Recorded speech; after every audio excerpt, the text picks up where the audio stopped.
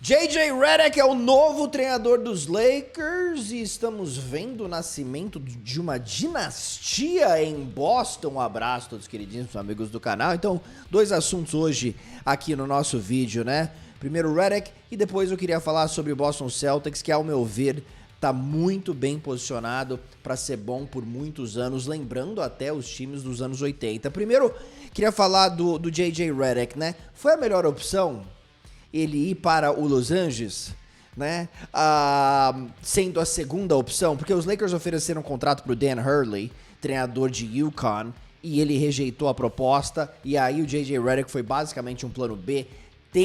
Ele tem um podcast aí com o LeBron James, tudo indica que ele tem uma ótima relação aí com o LeBron James, e eu acho, sinceramente, foi o principal motivo que ele foi contratado. Agora, os Lakers, a gente pode esquecer, os Lakers, segundo time mais vencedor da história da NBA, uma verdadeira instituição do basquete, contrata um técnico calouro sem qualquer experiência na NBA. Sem qualquer experiência. O Steve Kerr, lembra quando ele foi contratado pelos Warriors lá em 2014? Ele tinha tido bastante experiência como GM. Ele era até dono de parte do Phoenix Suns quando ele foi contratado. Tá? Então, e ele ganhou o título em sua primeira temporada, tá? Então eu tô realmente extremamente cético em relação a essa contratação, porque eu acho sim que é importante você ter uma boa relação aí com a principal estrela, né? A gente lembra quando o David Blatt foi para Cleveland, foi um desastre, né? Logo de cara, não se entendia com o LeBron e foi um desastre. O Ty Lue deu certo lá em Cleveland, né? Ele já tinha um bom relacionamento com o LeBron, porque ele já tinha sido também assistente do Cleveland antes de ser o treinador principal, tá? O JJ sai da ESPN como comentarista para ser treinador do Los Angeles Lakers, tá? Então eu tô realmente muito cético em relação a isso. É difícil você vencer um título logo em sua primeira temporada, especialmente quando você não tem qualquer experiência como treinador. Assim, o Phil Jackson, por exemplo, né, o Senhor dos Anéis, lá nos Bulls, em seu primeiro ano lá em Chicago, ele não venceu um título com o Michael Jordan, com o Scottie Pippen. Ele tinha tido bastante experiência no passado, não como treinador principal na NBA, mas como assistente e também como treinador em outras equipes não da NBA. Né? Você pega, por exemplo, Pat Riley. Pat Riley, interessante, né? Não sei se vocês já viram essa série aí, Showtime, né? Que fala um pouquinho dos Lakers lá dos anos 80. O Pat Riley, em seu primeiro ano como treinador, ele já tinha tido experiência como assistente também dos Lakers, tava confuso, ele ainda estava tentando aprender a ser treinador, e eu menciono o Pat Riley, que é um dos grandes treinadores da história da liga. Eric Spoelstra se tornou treinador do Heat em 2008, né? E aí em 2011 ele tinha o LeBron, ele tinha o Dwayne Wade, e o Wade e o LeBron foram lá falar com o Pat Riley para tentar trocar o treinador. Pat Riley mandou todo mundo embora, mandou todo mundo para aquele lugar, e aí o Eric Spoelstra se tornou um grande treinador. Jovem treinador naquela época, hoje é um dos melhores da liga. O Joe Mazzulla, que acabou de ganhar em Boston, no ano passado teve suas dores de crescimento. Esse ano, durante a temporada regular também, não é o meu técnico favorito, ele foi criticado também, mas fez um trabalho fantástico aí na pós-temporada e acabou ganhando um título, e é o treinador mais jovem a vencer o título desde Bill Russell, né? Quando o Bill Russell era jogador e treinador do Celtics lá na reta final dos anos 60, tá? Então, é possível você vencer cedo em sua carreira, mas é muito difícil você vencer em sua primeira experiência como treinador principal. E eu falo que do JJ Redick aqui em seu primeiro ano, porque o LeBron já tá mais do que na reta final de sua carreira, né? Então, os Lakers querem vencer agora, não querem vencer daqui 3 anos, tá? E eu acho que essa próxima temporada, os Lakers são favoritos para pegar o Bronny James no draft. Então eu tô com medo que tudo vai virar um circo em Los Angeles nessa próxima temporada, tá? Seleciona o Bronny James, que vai jogar com o LeBron, vai ser todos aqueles holofotes, mas aí você tem um treinador em sua primeira temporada, sem experiência, tentando instalar o seu modo de treinar uma equipe, tentando ter uma voz de comando dentro da equipe. Eu acho que pode ser um incrível desafio aqui pro Redick. Espero que dê certo, né? Mas eu acho que ele vai ter seus desafios como todo técnico calouro tem.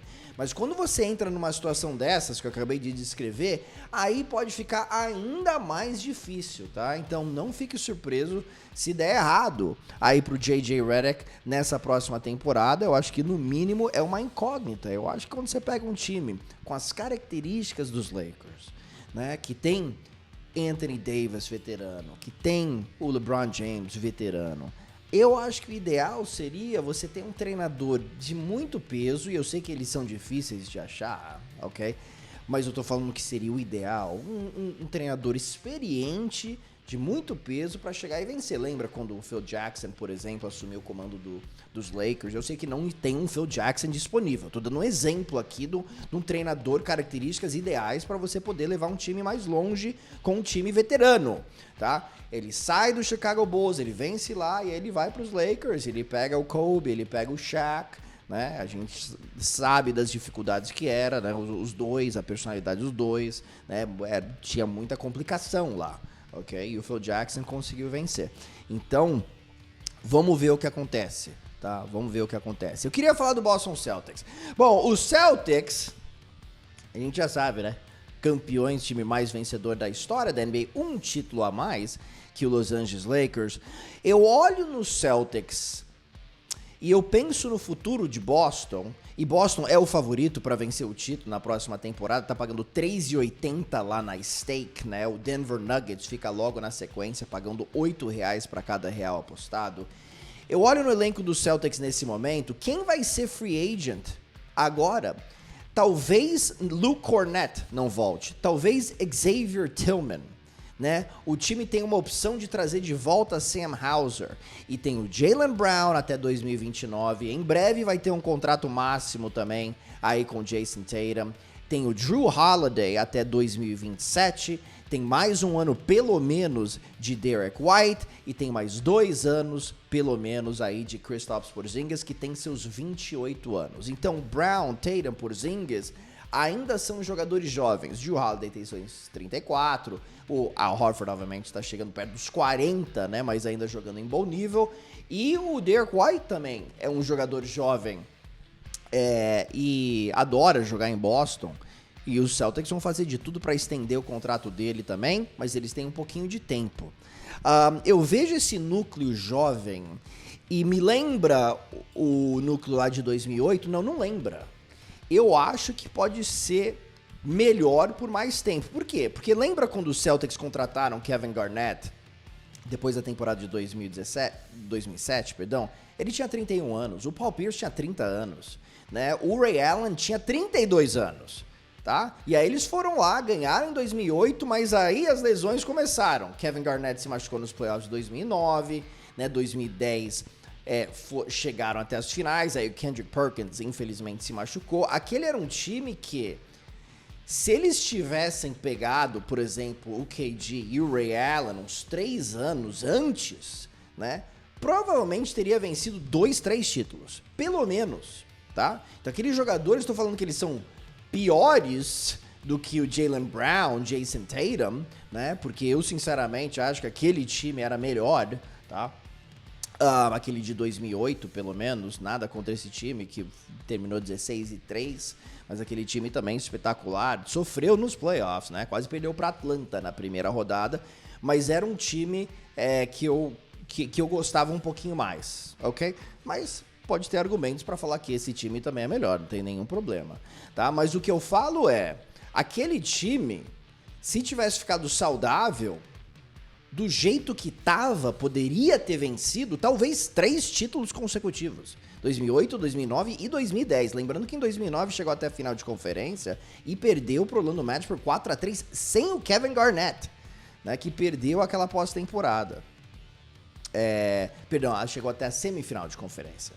Né? Então, segunda fase, e perdeu pro Orlando Magic, aí o Magic ganhou do Cleveland Cavaliers aí nas finais de conferência, não é verdade? Então eu olho nesse time do Boston Celtics, cara, e me lembra um pouquinho o time pelo jeito que ele foi construído dos anos 80, tá? Aqueles times dos anos 80. Então a gente sabe, Kevin Garnett, Paul Pierce, Jason Terry foram trocados em 2013, Boston mandou os 3 pro Brooklyn Nets, conseguiu adquirir escolhas e pegou o Jaylen Brown e o Jason Tatum em drafts consecutivos lá em 2016 e 2017, ambos selecionados na 3ª posição. Sabe o que é interessante? Eu olho nos anos 80 e eu vejo muitas semelhanças. Em 1980, no draft, os Celtics, na 3ª posição, eles tinham a escolha número 1, que me lembra 2017. Lembra, o Celtics tinha a escolha número 1 em 2017. Eles desceram para 3 e pegaram Jason Tatum. E os 76ers subiram para 1 e pegaram Markelle Fultz.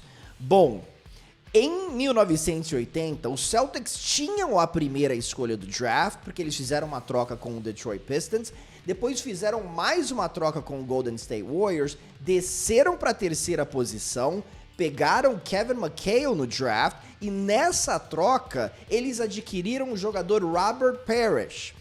Os Warriors subiram para a primeira posição e pegaram Joe Barry Carroll, que foi um desastre na NBA. Os Celtics, com McHale, com o Parrish e com Larry Bird, que foi selecionado no draft de 1978, formaram talvez o melhor trio frontcourt, alas mais pivô da história da liga, né? Com trocas inteligentes.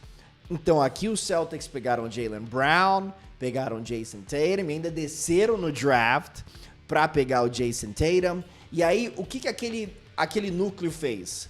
Cara, eles venceram em 81, venceram em 84 e venceram em 86. Mas também teve uma troca lá do Dennis Johnson em 1983. Dennis Johnson sai de Phoenix, vai para Boston e os Celtics vencem o título em 1984, que me lembra um pouquinho a troca que os Celtics fizeram em 2022 para pegar o Derek White, né, do San Antonio Spurs. Que Boston basicamente mandou um saco de batata frita lá pra San Antonio, né? Romeo Langford, que mais? Josh Richardson, mais escolha de draft, mais um swap, né? Então, tem algumas semelhanças aí. Tem algumas semelhanças e foi a última vez que a gente viu Boston dando uma arrancadinha para vencer títulos. 81, 84, 86. Obviamente, Bird, McHale, Parrish, né, ficam num nível totalmente diferente. Mas o fato é que os Celtics fizeram negociações muito inteligentes para poder pegar esses jogadores da mesma forma que eles fizeram negociações bem inteligentes para pegar um Jason Tatum, para pegar um Jaylen Brown e depois pegar um Derek White. E aqui nessa temporada, eles sabiam que eles tinham que ficar mais fortes e pegaram o Jrue Holiday e também o Kristaps Porzingis, né?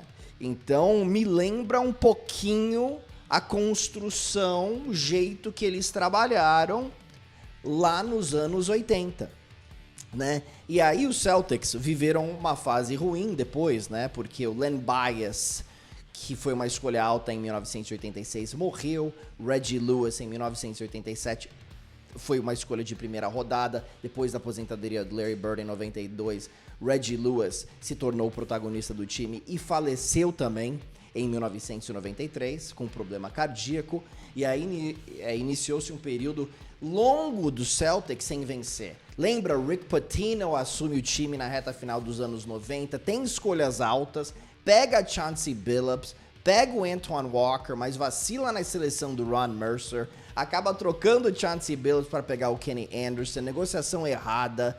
Os Celtics tiveram muitos problemas em draft, até finalmente juntar Paul Pierce com o Antoine Walker, mas não era o suficiente. E aí, finalmente, em 2008, eles conseguiram finalmente montar um trio de respeito e venceram o título. Mas os jogadores já estavam mais na reta final da carreira e o Danny Ainge tinha que tomar uma decisão em 2013 e decidiu trocar Pierce Garnett. Às vezes, essas decisões difíceis é o que leva um time para outro patamar. Você pensa, pô, esse cara, ele se identifica muito com a franquia, ele é a franquia, ele precisa ficar. Não é assim, tá? Não é assim. O GM que é bom, ele vê, cara, eu não vou vencer mais um título com esse núcleo, eu preciso me reinventar, tá bom? Então é isso que o Boston Celtics fez, e olhando aqui nas idades dos jogadores, no talento dos atletas, Jason Tatum, Jaylen Brown, ainda são jovens. Jaylen Brown, o que ele cresceu nessa pós-temporada foi impressionante, depois de várias temporadas boas, mas pós-temporadas bem meia-boca, sem aparecer nos momentos mais críticos, muitas vezes vacilando nos momentos mais críticos, era mais do que enlouquecedor. Esse ano ele mudou e evoluiu e amadureceu, né? Então foi absolutamente lindo de ver. Então quando a gente pensa no futuro do Jaylen Brown, agora a gente fala assim, cara, esse cara já fez isso. Olha o que ele fez, né? Então a gente olha com outros olhos, obviamente, né? Porque ele já mostrou do que é capaz. Né? Com isso, até ficou confiante que o Tua um dia vai aparecer em dezembro e janeiro, né? Assim, se aconteceu com o Jaylen Brown, pode acontecer com o Tua Tagovailoa também. Eu sei que a gente tá falando de outra coisa, de outro esporte, mas alguma coisa mudou na cabeça do Brown e ele cresceu. E foi lindo de ver. Então eu acho que o Boston Celtics agora, sem a pressão do mundo nos ombros, pode ter uma pegada completamente diferente aqui nas próximas temporadas, né? Aqui nas próximas temporadas. Então é algo pra gente realmente ficar de olho. Eu mencionei o Jaylen Brown. Jaylen Brown entra lá na stake, tá pagando 101 para 1 pra vencer o prêmio de MVP. MVP das finais de conferência, MVP das finais da NBA, mas obviamente não é o favorito para vencer o prêmio de MVP na próxima temporada. O nosso queridíssimo Nikola Jokic é o favorito. Não é verdade, meus jovens? Então, cara, eu tô de olho nesse Celtics. Como eu disse, é o favorito para vencer o título já na próxima temporada e de longe, né? 3,80 para Boston, 8 para o segundo time, que é o Denver Nuggets. É óbvio que é muito difícil você vencer 2 títulos consecutivos. Os times do Larry Bird não conseguiram, tá? Venceram em 84 e 86. Bird foi o MVP por 3 anos consecutivos, mas o time não venceu em 85, perdeu para os Los Angeles Lakers aí nas finais. Mas eu tô empolgado agora com esse time. Joe Mazzulla agora vai para a sua 3ª temporada, a tendência é ele melhorar. Tatum sem o peso nos ombros, a tendência é ele melhorar. Jaylen Brown já está melhorando. Jrue Holiday joga para o time. Derek White ainda é um jogador que sensacional, que ainda pode melhorar. Vamos ver se o Porzingis consegue ficar saudável. Então tem muitas coisas aí interessantes pensando nas próximas temporadas para o Boston Celtics e para os Lakers. Eu sinto que eles estão chegando no fim de um ciclo que deu certo com o título lá em 2020, mas agora com o J.J. Redick como treinador, eu acho que é uma total incógnita, e colocar os Lakers como um dos favoritos ao título, eu acho que seria basicamente um total achismo, né? Então é isso, meus jovens, temporada da NBA já foi para o nosso queridíssimo espaço, mas as apostas continuam, né? Major League Baseball, WNBA, Eurocopa, Copa América, né? Lembrando que com o código Povo Paulo no link aqui embaixo, você ganha o dobro do seu depósito inicial até R$500. Até 500, não até 100, até 500, depois tem 500, ok, mais 500 aqui em bônus para você poder apostar aí no futebol, WNBA, Major League Baseball, né, tem várias promoções também na Major League Baseball, você aposta no vencedor, você vai pra 9ª entrada, você leva a virada, você recebe o seu dinheiro de volta, ninguém gosta de levar a virada aí na 9ª entrada, não é verdade? Então, tem várias promoções muito interessantes lá na stake, e como eu disse, né, futebol americano, o futebol, né, o nosso futebol pegando fogo nesse momento, e com o código Povo Paulo você tem um bônus muito especial para você poder fazer as suas apostinhas lá na stake. Eu vou deixar o link aqui embaixo. Ok, my dears? É isso aí, falamos em breve. Um grande abraço a todos vocês. Tchau!